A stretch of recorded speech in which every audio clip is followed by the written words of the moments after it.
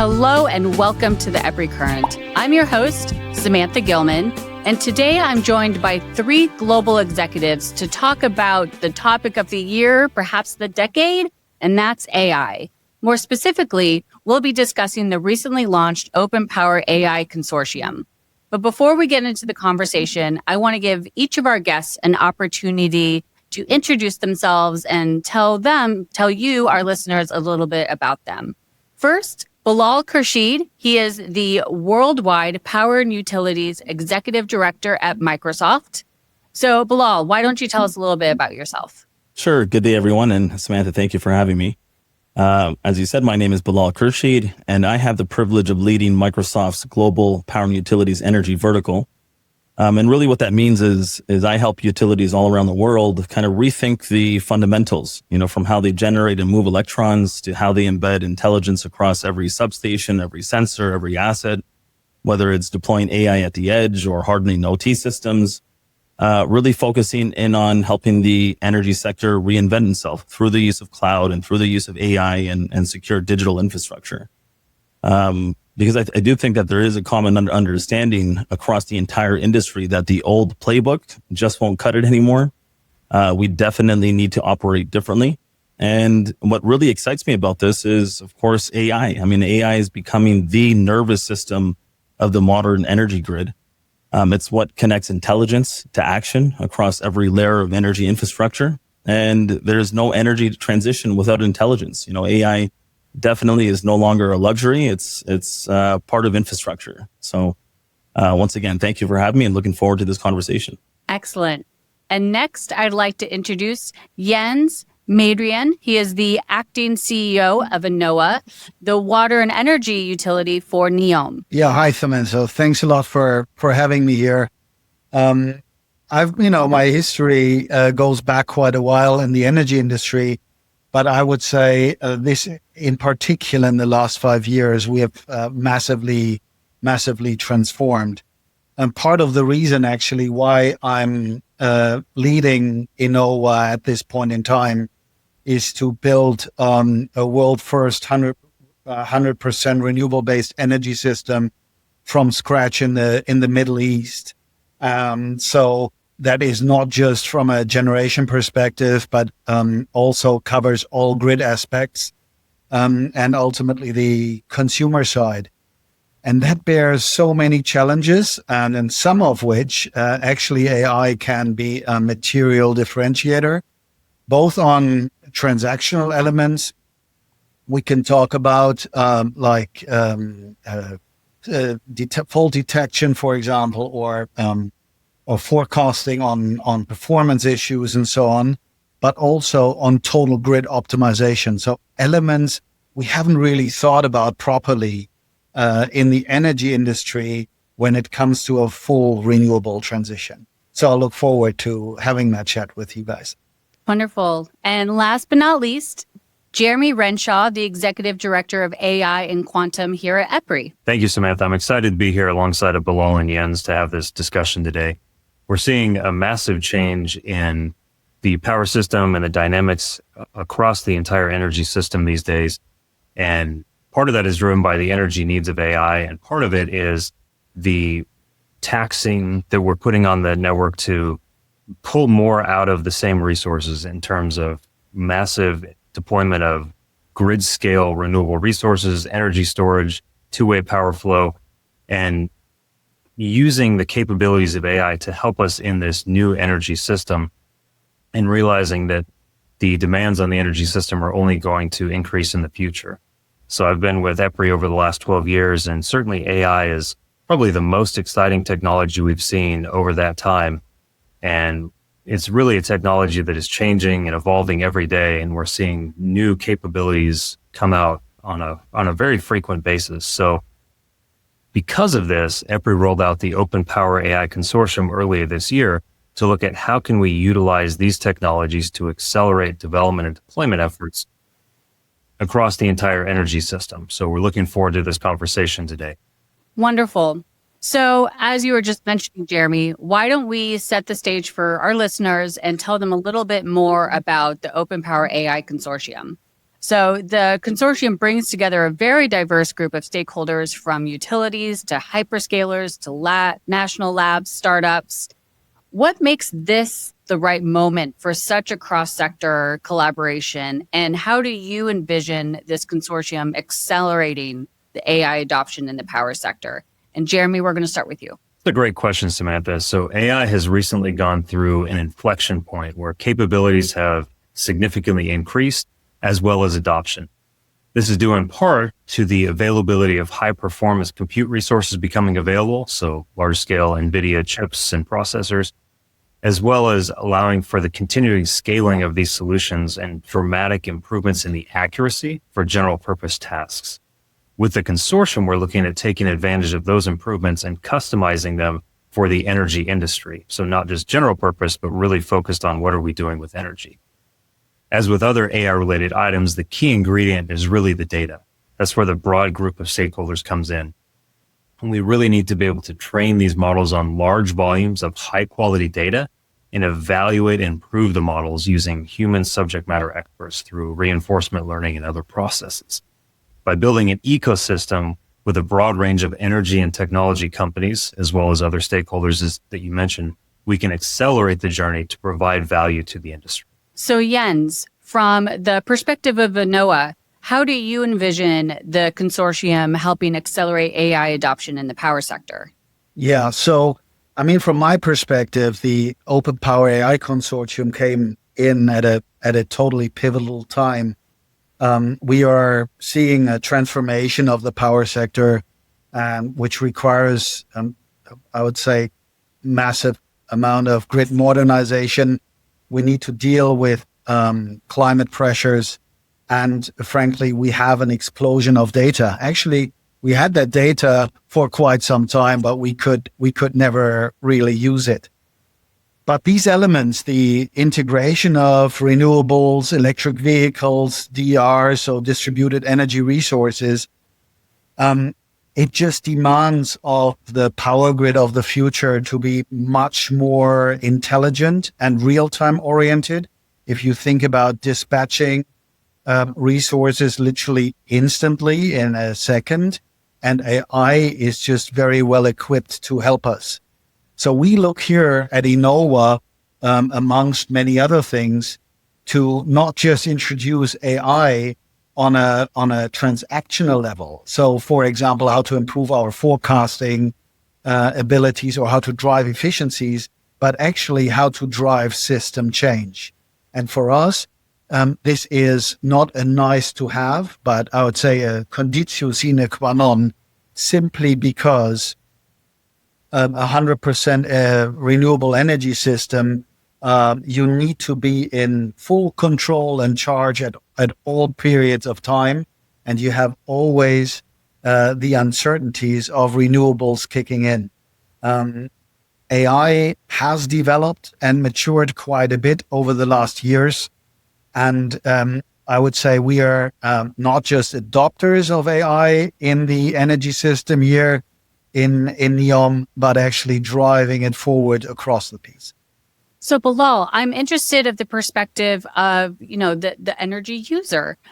We just heard from a utility. How do you envision this consortium accelerating AI adoption from your perspective at Microsoft? First off, I have to say that I'm genuinely excited about this consortium because it's exactly the kind of bold, coordinated action that's really required for the industry right now. There's no shortages of working groups, as I'm sure we all can attest to. But the OPAI is one of the most promising alignments across people, purpose, and potential that I've seen in years. As Jens and Jeremy mentioned, the grid is under pressure like never before. It's being asked to electrify entire economies, absorb unpredictable renewables, handle this surge of DERs, and all while having to defend against rising cyber threats and tightening regulatory demands as well.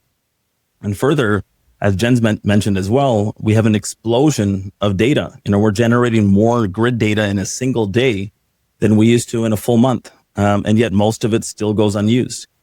And even though we've been already extracting value from AI and cloud scale analytics and some Gen AI here and there, we have just hit the tip of the iceberg so to speak. I mean, really, this is just the beginning. But the core challenge here is that no one can do it alone. And this is why the OPAI Consortium is so important, because it forms this new blueprint in terms of how we build, how we validate, and how we scale AI together as an industry. And hyperscalers like Microsoft bring that compute and AI muscle. Utilities bring that operational depth, and you have national labs and regulators that can bring in those guardrails. So this goes beyond just collaboration. Really, this is, to me, coordinated intelligence. And the best part is that we're not having to reinvent the wheel 100 different ways each time. You know, we're building shared AI models that are trained on diverse sets of data, tested across various geographies, and yet tailored to the realities of the local conditions as well. I mean, this is, to me, how we truly accelerate adoption and how we scale impact as well. And, you know, this consortium also gives us the chance to move faster, move with precision, and move with purpose. Because the problems that we're trying to solve, we can't afford to delay anymore. And what we're building here will, in essence, shape the digital backbone of the power sector for decades to come. Jeremy, what do you see as the most pressing challenges in the power sector right now that you think AI can uniquely address? I would say there are a wide range of potential applications for AI technologies. And in this vein, we recently released a survey to energy executives from around the world to gather input on what the most valuable use cases and application areas were to provide value to them. Among the topics that were of most interest, we saw areas like asset health and condition monitoring, predictive maintenance, operations, and forecasting, whether it be weather forecasting or load forecasting, among the highest priority use cases. And we will plan within the consortium to work on use cases centered around these higher priority areas, as well as others. As a case in point, we recently kicked off a project with Microsoft on improving power transformer risk assessment using AI for enhanced reliability and affordability of grid assets. Jens, you, in your last answer, described a few ways that ENOWA could be using AI or is using AI. From the perspective of the head of a utility, what challenges do you anticipate AI being able to uniquely address? There are so many, Samantha. I mean, just to start off, predictive maintenance is obviously the most obvious one. It almost doesn't need a genius to apply it in this area. Outage forecasting, real-time system optimization are the ones which come to my mind. We've run pretty big projects already, big in the sense of impact, not big in the sense of work put into it, to enhance accuracy of our solar and wind forecast, which help us dramatically with regard to stabilizing our overall grid, enable another one, proactive wildfire risk detection using satellite and sensor data, or optimized DR coordination to maintain grid stability. So these cases are endless. I guess what this group can really bring to the table, that it help to join the disciplines between, I would say, old school energy industry, which was pretty far away from AI adoption, and AI leaders in the industry to open it up. Data and the amount of data isn't our problem. We just want to lead the role here in ENOWA to find use cases and literally make the most out of it, not just for driving efficiency, but also for creating the ultimate showcase that you can run 100% renewable grid completely, safely, and securely, not with only the help of AI, but due to AI application all the way around. If I may just add in a point that Jens made that I thought was a very compelling point. He mentioned use cases that were implemented that were quite large in terms of impact, but not as comprehensive when it comes to development and deployment. And that's a very important key point, that there often is a perception that some of these AI scenarios are incredibly complex, and require long lead time and development efforts to deploy. But in many cases, these can be considered as low-hanging fruit, where the impact is quite expansive, and yet the effort to deploy is quite minimal to start with. So that's a great point mentioned by Jens that I thought would be important to emphasize. So to turn our attention to some of the other specific aspects of OPAI, Jeremy, one of the things that the consortium is emphasizing is the development of domain-specific models and also the shared AI sandbox. Can you explain a little bit about what those aspects are and how they will transform how we use AI? Yes. So back in late 2022, we had the ChatGPT moment where kind of the world was introduced to AI. It had been brewing in the background for 50, 60 years, kind of as many people jokingly referred to AI as the oldest emerging technology. And then we had ChatGPT come out, and really the world changed in a day. And so what we've seen is significant improvements in ability to work with generative AI models and ask questions, get answers that have real contextual understanding of what you're talking about. And what we're looking to do with the Open Power AI Consortium in one of the work streams is building domain-specific models for the energy industry. So you could think of this as a ChatGPT specifically tuned for energy industry-related questions.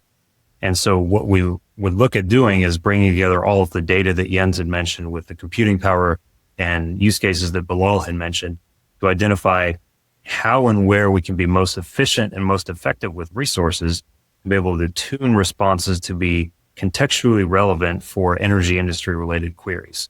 So if you were to go into ChatGPT today and ask a very deep, detailed question about, let's say, generation turbine or, how to operate a grid asset, it probably wouldn't have a good response to that. It might have general understanding of what the power system is and general maintenance best practices, but probably not specifically tuned for that particular asset, for that particular application.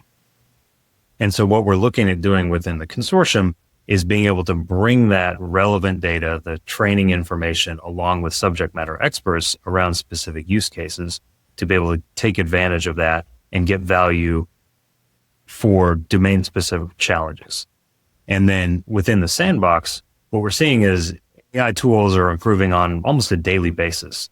And so what we would look at doing is bringing these tools together with relevant data, and these could be generative AI or traditional AI models, to be able to take them in a sandbox environment, train models for applications where there isn't an existing solution, and be able to develop these open source tools or open tools and models to solve these specific challenges. And these could potentially be paired with a domain-specific model or a ChatGPT general purpose model.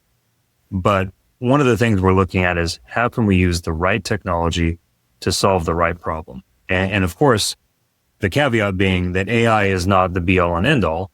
It may be that many of the solutions we identify, hey, this is something that we don't want to use AI for, or we don't have enough data, or it's, we can solve it easier and faster with another solution. So we want to have the right filters in place to be able to use AI how and when it provides value so that we can leverage the value and the impact of these tools across the energy industry. Bilal, I'd like to turn it over to you and get your perspective on that. Yeah, no, I completely agree with the points made by Jeremy. Development of the domain-specific Gen AI models and a shared AI sandbox is going to be a turning point for the power sector. These tools are going to be engineered with utility-grade precision, that they understand grid telemetry, outage workflows, asset hierarchies that are unique to our industry. And this is where AI stops being experimental and starts becoming operational. In the next decade, resilience will really be defined by how well we integrate intelligence into infrastructure, not necessarily how much steel or copper we deploy. And this sandbox gives utilities a control space to test, to validate models with actual utility data.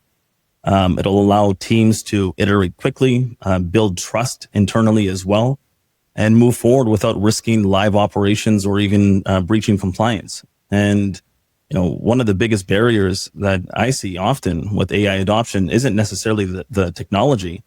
It's getting the internal stakeholders to trust it. And the sandbox shortens that cycle because the results are visible, they're measurable, and they're grounded within your own environment. So you're able to see that value early, you can get that feedback fast, and you deploy with confidence as well. And because it's a shared space, every contribution improves the whole. Utilities don't need to start from zero. They benefit from what's already been tested and what's already been hardened. And the other aspect is that it levels the field as well. It speeds up the impact. And it also gives every utility, not just the largest around the world, but even the small to mid-sized utilities, a path to operationalize AI at pace as well. So I want to turn our direction to more of the global idea of how this can be used around the world. Even right now we have a global cast here. We have the US, Canada, Saudi Arabia. So Jens, I want to ask you specifically how open power AI can support the Gulf in enhancing grid sustainability and reliance. And for those of you who don't know, ENOWA, which is a part of NEOM, is located in Saudi Arabia, where there is a lot going on these days in the energy sector. And so, Jens, why don't you give us some perspective of how this will bring everything to scale, and specifically around the NEOM project? Yeah, absolutely. So, I think that an Open Power AI Consortium can absolutely play a role here, not just one of driving efficiencies through AI, but really a transformative role in helping us in the wider Gulf countries, but in particular, now speaking for NEOM, to drive grid stability, grid resilience, and real-time activities and operations. Maybe for context, the Middle East is heavily driven by growth in renewable energy, in particular by solar. So if you add solar into your mix of fossil fuels, you tend to have still a stable system. But the more you introduce the renewable penetration, you could say the better it is, because obviously you produce in a much more sustainable way, but the trickier it gets to keep your grid stable at all points in time. And we found out that there are a whole bunch of complex challenges here in NEOM, where we at parts don't even have grid connected resources, but still need to be able to manage in very local zones activities, where we test bed literally AI as a dispatcher. So for all the ones who have been out there in the energy industry for a long time, you look at large screens in the dispatch room, and there are folks who've been dispatching resources for decades.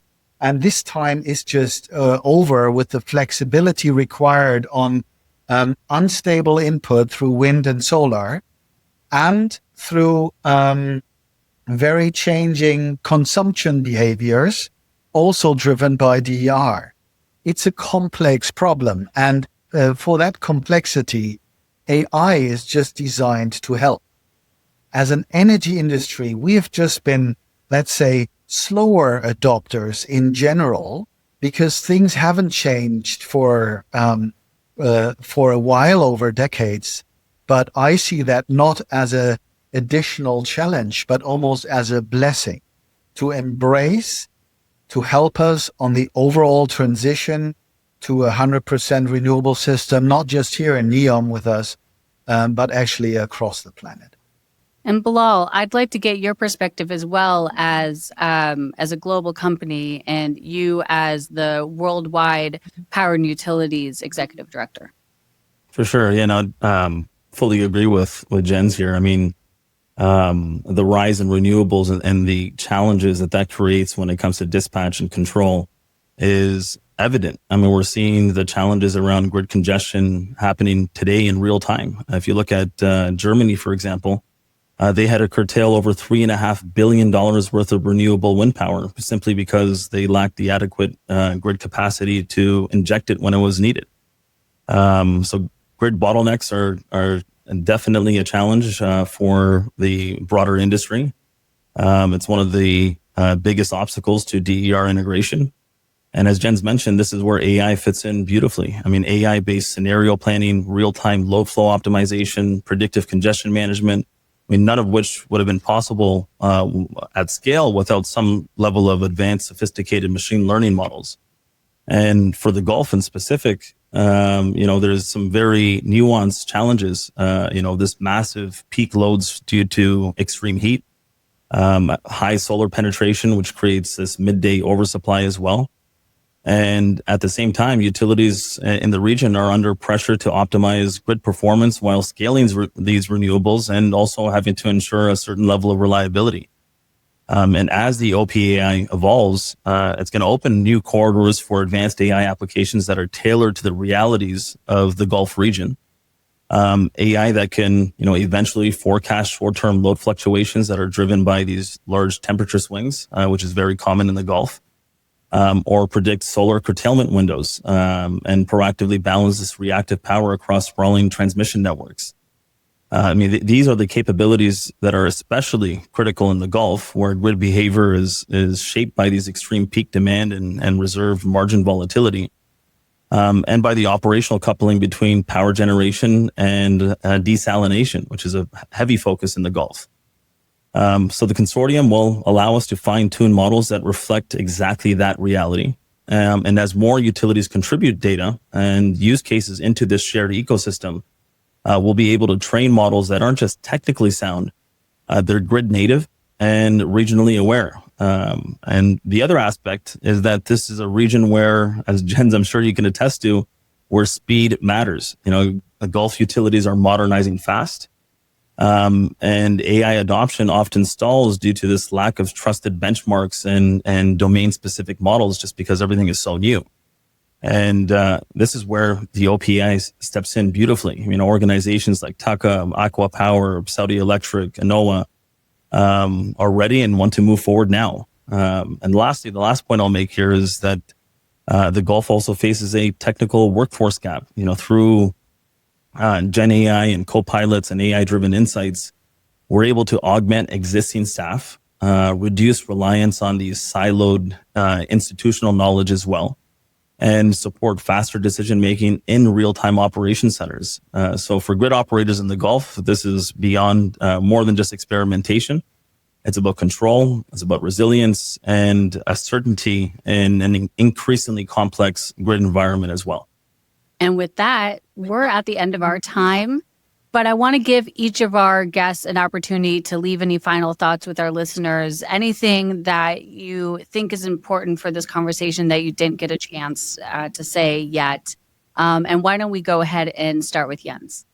So my best recommendation when you get up off this podcast and think, oh my God, isn't that a little bit overwhelming for me? It possibly could if you take it all in at once, but really, what OpenAI is able to provide you with, and we'll love to see you joining this, is this AI sandbox idea, where different capabilities are complemented in a very secure, collaborative environment, where utility startups, labs, and regulators don't just test things, they also enter into a dialogue. You don't need to be an AI expert to start deploying AI tools efficiently within your system. You need to become good enough and gain yourself the trust to open up, to embrace AI as a key element of the energy future. So if this podcast has helped you in any way or form, see that as an open invite to join us on that journey to bring AI into the wider mix of the energy transition, which we're all fostering. Bilal, I'll let you go next. Sure. I mean, it's pretty evident that we're standing at the edge of a new era in energy, one that's defined by intelligence, that's defined by automation and systems that are able to learn and adapt in real time. I will say that the work ahead won't be easy either, but the work that we put in will be foundational as we proceed. And AI won't necessarily replace grid operators. There's often this concern as to how far are we taking AI. My perspective is that we're not going to be replacing grid operators with AI, but grid operators who use AI are definitely going to outperform those who don't. So I'll close by saying a huge thank you to EPRI for bringing the right organizations to the table and creating the conditions for this collective action, and having the OPAI Consortium to serve as a catalyst for AI adoption across the power utility sector globally truly is a blessing for the industry worldwide. So thank you to the EPRI AI Consortium. And Jeremy, will give you the last word. All right. Well, I first want to thank Jens and Bilal. I think these have been some very fascinating insights, and I've learned a lot just listening to both of you today. I would say if I can add one additional piece, it would be that AI is really the transformative technology of our time. Certainly we have other technologies that are coming like quantum and fusion, which I think will be accelerated through the use of AI. But I often hear that, AI can't do that. AI is not there yet. And so I would suggest that if we have that mentality, to take a step back and use a growth mentality mindset of maybe AI can't do that yet. And I'll give an example that I think is helpful to illustrate the reason for that. Back in about 2020, so just a few years ago, there were some great quotes that came out that the AI of that time, the state of the art, had less intelligence than a cat. And then in about 2022, there were, significant advances. And then AI had gotten to, as some of the visionaries of the time said, about the intelligence level of a toddler up through maybe a 4-year-old. So a big step change, but still a long way from where it needed to be. Earlier this year, we've seen some additional model releases that have gotten to, I would say, intern level, maybe even to a college graduate. So maybe it's not there yet. It can't do everything. But if you look at the growth trajectory over just about 5 years, going from a cat to a toddler to a college graduate, that is extremely rapid evolution of the capabilities of these models. So I would say we're still in for a wild ride to come. AI is continuing to advance rapidly.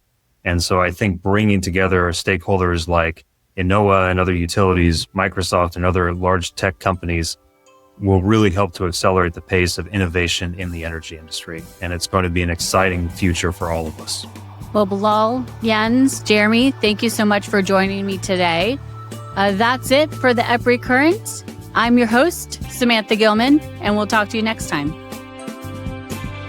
If you like today's show, we invite you to subscribe to our podcast and feel free to share with your colleagues and friends. For more information about EPRI, please visit our website at www.epri.com. And don't forget to follow us on LinkedIn and X at EPRI News. Together, we're shaping the future of energy.